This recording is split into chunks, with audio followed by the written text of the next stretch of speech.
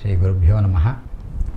ನಾನು ಕೃಷ್ಣಕುಮಾರ ಶರ್ಮಾ, ನಿಮ್ಮ ವಿಶ್ವಾಸಿತ ಜ್ಯೋತಿಷ್ಯ ಮಾರ್ಗದರ್ಶಿ. ಈ ದಿನದ ವಿಷಯ ಪಂಚಾಂಗ ಶುದ್ಧಿ. ಮದುವೆ ಮುಂತಾದ ಬಹಳ ಮುಖ್ಯವಾದ ಶುಭ ಕಾರ್ಯಗಳಿಗೆ ಏಕವಿಂಶತಿ ದೋಷಗಳನ್ನು ಗಮನಿಸಬೇಕು ಅಂತ ಹೇಳಿದ್ದಾರೆ.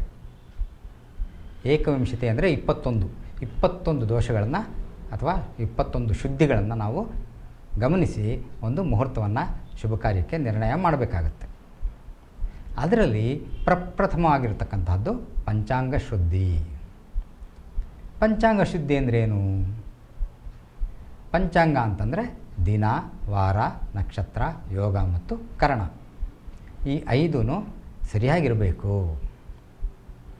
ಮೊದಲನೇದಾಗಿ ದಿನ ಅಥವಾ ತಿಥಿ ಅಂತೀವಿ. ಅದು ಪ್ರತಿಪದಿಯಿಂದ ಹಿಡಿದು ಪ್ರಥಮ, ದ್ವಿತೀಯ, ತೃತೀಯ, ಚೌತಿ ಹೀಗೆ ಹುಣ್ಣಿಮೆಯವರೆಗೆ, ನಂತರ ಮತ್ತೆ ಪ್ರತಿಪದಿ, ದ್ವಿತೀಯ, ಹಾಗೆ ಅಮಾವಾಸ್ಯೆಯವರೆಗೆ, ಹೀಗೆ 15 ಶುಕ್ಲ ಪಕ್ಷದ ದಿನಗಳು, 15 ಕೃಷ್ಣ ಪಕ್ಷದ ದಿನಗಳು. ಈ ದಿನಗಳಲ್ಲಿ ಕೆಲವು ದಿನಗಳನ್ನು ಮಾತ್ರ ನಾವು ಶುಭ ತಿಥಿ ಅಂತ ಕರಿತೀವಿ. ಆ ಶುಭ ತಿಥಿಗಳಲ್ಲೇ ಶುಭ ಕಾರ್ಯವನ್ನು ಮಾಡಬೇಕು. ಈ ತಿಥಿಗಳ ಪ್ರಾಮುಖ್ಯತೆ ಏನು ಅಂದರೆ, ತಿಥಿಶ್ಚ ಶ್ರಿಯಮಾಪ್ನೋತಿ, ತಿಥಿ ಚೆನ್ನಾಗಿದ್ದರೆ ಐಶ್ವರ್ಯ ಪ್ರಾಪ್ತಿಯಾಗುತ್ತೆ, ಧನ ಪ್ರಾಪ್ತಿಯಾಗುತ್ತೆ. ಅದರಿಂದ ನಾವು ಶುಭ ಕಾರ್ಯಗಳನ್ನು ಮಾಡೋದು ಸುಲಭವಾಗುತ್ತೆ. ಆದ್ದರಿಂದ ನಾವು ದಿನಶುದ್ಧಿಯನ್ನು ನೋಡಬೇಕಾಗತ್ತೆ. ಇನ್ನು ಮುಂದಿನದು ವಾರ. ವಾರ ಅಂದರೆ ನಮಗೆಲ್ಲ ಗೊತ್ತಿದೆ, ಭಾನುವಾರದಿಂದ ಹಿಡಿದು ಶನಿವಾರದವರೆಗೆ. ಭಾನುವಾರನೇ ಮೊದಲನೇದು ಯಾಕೆ? ಮೊದಲನೇದು ಭಾನುವಾರ ನೋಡಿ, ಭಾನುವಾರ ಅಂತಂದರೆ ಅದು ಸೂರ್ಯನ ವಾರ. ಸೂರ್ಯೋದಯ ಆದಮೇಲೆ ಅಲ್ವಾ ಎಲ್ಲ ಪ್ರಾರಂಭವಾಗೋದು. ನಮ್ಮ ದಿನದ ಚಟುವಟಿಕೆಗಳು ನಮಗೆ ಪ್ರಾರಂಭವಾಗೋದೇ ಸೂರ್ಯೋದಯದ ನಂತರ.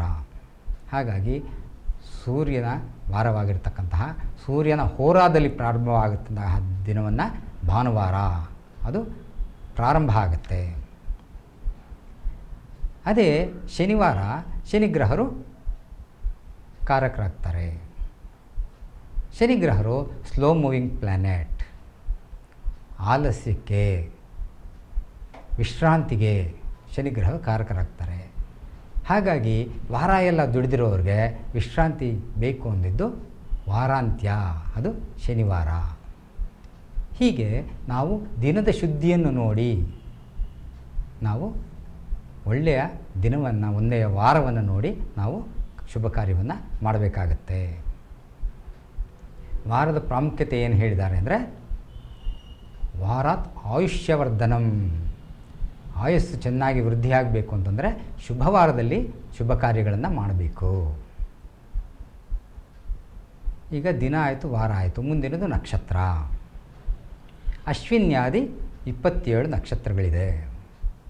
ಅದರಲ್ಲಿ ಕೆಲವು ಚರ ನಕ್ಷತ್ರಗಳು, ಕೆಲವು ಸ್ಥಿರ ನಕ್ಷತ್ರಗಳು, ಕೆಲವು ಊರ್ಧ್ವ ನಕ್ಷತ್ರಗಳು, ಕೆಲವು ಅಧೋ ನಕ್ಷತ್ರಗಳು, ಕೆಲವು ಕ್ಷಿಪ್ರ ನಕ್ಷತ್ರಗಳು, ಹೀಗೆ ನಕ್ಷತ್ರಗಳಲ್ಲಿ ವಿವಿಧವಾದಂತಹ ಅವುಗಳ ವಿಧಾನ ಇದೆ. ನಮಗೆ ಯಾವ ಕಾರ್ಯ ಮಾಡಬೇಕೋ ಅದಕ್ಕೆ ಸೂಕ್ತವಾದಂತಹ ನಕ್ಷತ್ರವನ್ನು ನಾವು ಆಯ್ಕೆ ಮಾಡ್ಕೋಬೇಕಾಗುತ್ತೆ. ಚರನಕ್ಷತ್ರದಲ್ಲಿ ಮಾಡೋಂತಹ ಕಾರ್ಯಗಳನ್ನ ಸ್ಥಿರ ನಕ್ಷತ್ರಗಳಲ್ಲಿ ಮಾಡೋ ಹಾಗಿಲ್ಲ. ಯಾವುದು ನಮಗೆ ಸ್ಥಿರವಾಗಿರಬೇಕು ಅದಕ್ಕೆ ಸ್ಥಿರ ನಕ್ಷತ್ರಗಳಲ್ಲಿ ಮಾಡಬೇಕಾಗತ್ತೆ. ಹಾಗೆ ನಾವು ಶುದ್ಧವಾಗಿರ್ತಕ್ಕಂತಹ ನಕ್ಷತ್ರವನ್ನು ಆಯ್ಕೆ ಮಾಡಿ ಶುಭ ಕಾರ್ಯವನ್ನು ಮಾಡಬೇಕು. ನಕ್ಷತ್ರ ಪಾಪ ನಿವಾರಣಂ, ಪಾಪದ ನಿವಾರಣೆ ಆಗುತ್ತೆ ಒಳ್ಳೆಯ ನಕ್ಷತ್ರದಲ್ಲಿ ಶುಭ ಕಾರ್ಯವನ್ನು ಮಾಡೋದರಿಂದ. ಇನ್ನು ಮುಂದಿಂದು ಯೋಗ. ವಿಷ್ಕಂಭಾದಿ 27 ಯೋಗಗಳಿದೆ.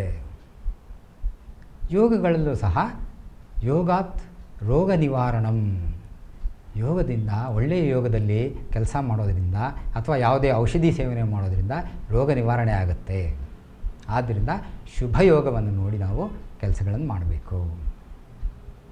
ಕರಣಾತ್ ಕಾರ್ಯಸಿದ್ಧಿ, 5ನೇದು ಕರ್ಣ.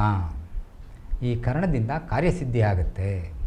ಈ ಕರಣದಲ್ಲಿ ನಮಗೆ 7 ಚರಕರಣಗಳು ಹಾಗೂ 4 ಸ್ಥಿರಕರಣಗಳು 13 ಕರಣಗಳಿದೆ. ಹಾಗಾಗಿ ನಾವು ಒಂದು ಶುಭ ಕಾರ್ಯಕ್ಕೆ ಏಕವಿಂಶತಿ ದೋಷಗಳನ್ನು ನೋಡಿದಾಗ ಪ್ರಥಮವಾಗಿ ದಿನ, ವಾರ, ನಕ್ಷತ್ರ, ಯೋಗ ಮತ್ತು ಕರ್ಣವ ಚೆನ್ನಾಗಿರ್ತಕ್ಕಂಥದ್ದು, ಶುಭವಾಗಿರ್ತಕ್ಕಂಥದ್ದನ್ನು ನೋಡಿ ನಾವು ನಿರ್ಣಯಿಸ್ಕೋಬೇಕಾಗತ್ತೆ. ಇದಿಷ್ಟು ಜ್ಞಾನವನ್ನು ಕೊಟ್ಟಂತಹ ಶಿವಂ ಗುರೂಜಿಯವರಿಗೂ ಇಂತಹ ಅವಕಾಶ ಮಾಡಿಕೊಟ್ಟ ಎಲ್ಲರಿಗೂ ನನ್ನ ಧನ್ಯವಾದಗಳು.